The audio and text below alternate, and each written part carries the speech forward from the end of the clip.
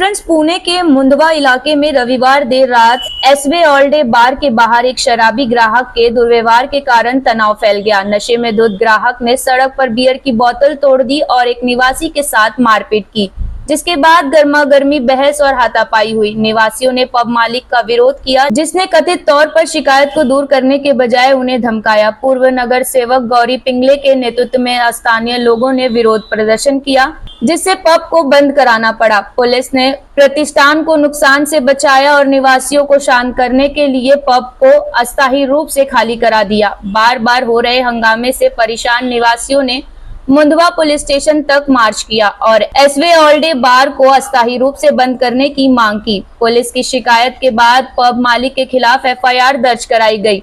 आइए देखते हैं वीडियो।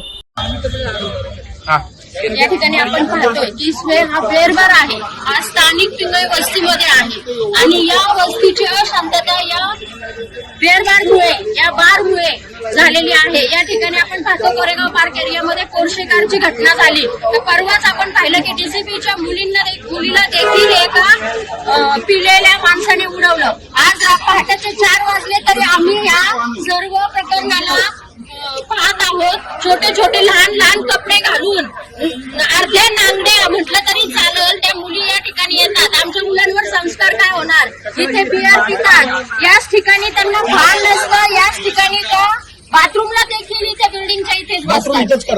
अशा आमच्या ह्या स्थानिक लोकांना हा जो त्रास आहे याचा लवकरात लवकर प्रशासनाने काहीतरी इलाज करावा अशी आमच्या सर्वसामान्य जनतेची मागणी आहे। हे आमचे काका आहेत, यांच्यावर हात उचलला। आज एका पिलेल्या माणसाने बिअरची बाटली फोडली। उद्या जर काही झालं असतं तर आमच्या या स्थानिक भागामध्ये या पिंगळे वस्तीला या बारमुळे या पिंगळे वस्तीचं नाव खराब होत आहे।